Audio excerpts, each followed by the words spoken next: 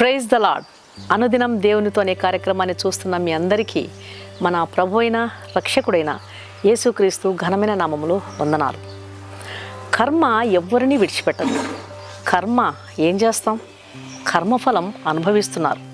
కర్మ ఎవరిని వదిలిపెట్టదు అనేటువంటి మాటలు మనము తరచుగా వింటూ ఉంటాం. కర్మ అనేది సంస్కృత పదం. చర్య, పని లేదా కృత్యం. మనం చేసేటువంటి మంచి పని లేదా చెడు పనులకు తగిన ప్రతిఫలము కాలక్రమేణా తిరిగి మనకు వస్తుంది అనేది దాని అర్థం.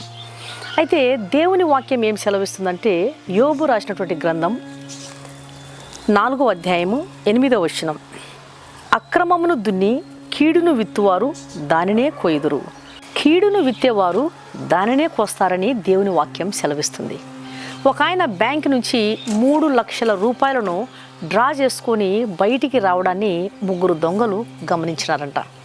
గమనించి అతని మీద దాడి చేసి ఆ డబ్బును దోచుకోవాలని ఒక పథకం ప్రకారము ఆలోచించి అతనిపై దాడి చేసి 3 లక్షలు దోచుకొని అడవిలోకి పారిపోయినారంట.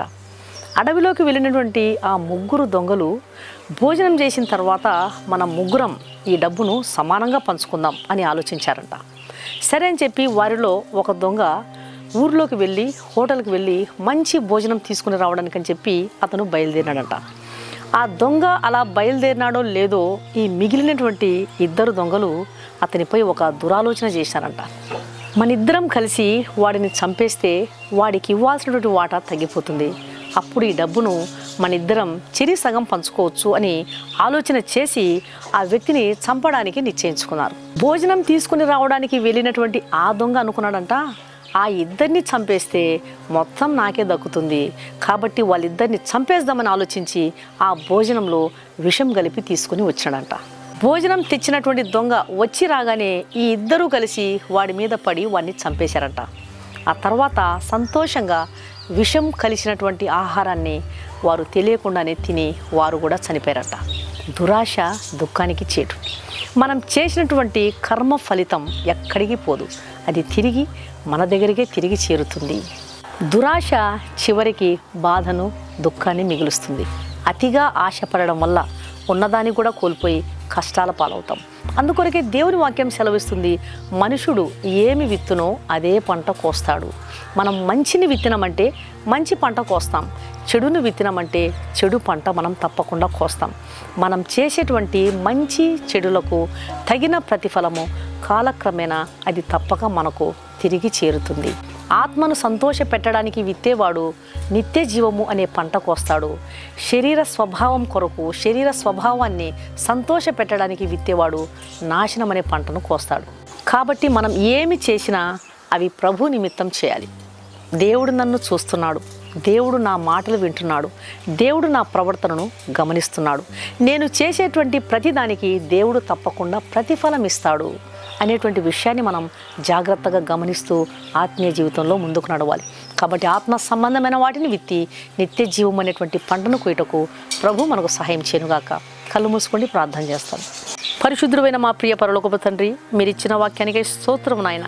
ఒకరి సొత్తు అన్యాయంగా పట్టుకోవడం, దురాశతో అతిగా ఆశపడడం, ఒకరిని పాడు చేయడం, పొరుగు అని సొమ్ము ఆశించడం మీకు నచ్చని కార్యాలని తెలియపరిచారు తండ్రి. ఆత్మానుసారమైన వాటిని విత్తి నిత్య జీవం అనే పంట కోయటకు మాకు సహాయం చేయండి. శరీర సంబంధమైన వాటిని ఆశించి శరీరమును సంతోష పెట్టడానికి విత్తితే నష్టాన్ని, నాశనాన్ని చవి చూస్తామని హెచ్చరిస్తున్నారు. మంచి పనులు చేస్తే మంచిని, చెడు పనులు చేస్తే చెడును కోస్తామని మీ వాక్కు ద్వారా మాకు సెలవిస్తున్నారు తండ్రి. మంచిని విత్తి నీతి ఫలములు కోయటకు మాకు సహాయం చేయండి.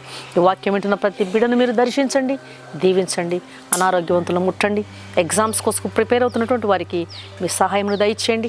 ఎన్ని విధములైనటువంటి అపాయములలో, శోధనలో, ఇబ్బందులలో చిక్కుకున్నవారో వారందరినీ మీరు కరుణించండి, విడిపించండి, సహాయం చేయండి. నా ప్రార్థన ఆలకించమని సర్వశక్తి గల క్రీస్తు నామమున అడిగి వేడుకుంటున్నాను తండ్రి, ఆమేన్.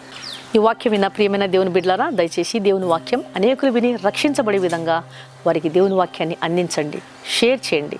ఈ ఛానల్ను సబ్స్క్రైబ్ చేసుకోండి. ఈ వాక్యం విన్న మీలో ఇంకా రక్షణ పొందని వారు ఎవరైనా ఉన్నట్లయితే దయచేసి యేసుక్రీస్తు ప్రభువుని మీ సొంత రక్షకునిగా అంగీకరించండి. ఆయన రాకడ త్వరగా రాబోతుంది. ఆయన ఇచ్చేటువంటి ఉచితమైన రక్షణను స్వీకరించండి. ఆయన పిలుపును, ఆయన ఆహ్వానాన్ని దయచేసి తృణీకరించవద్దండి. పాపులను రక్షించడానికే క్రీస్తు ప్రభువారు ఈ లోకానికి వచ్చాడు. పాపము వలన అవ్వచ్చు జీతము మరణం.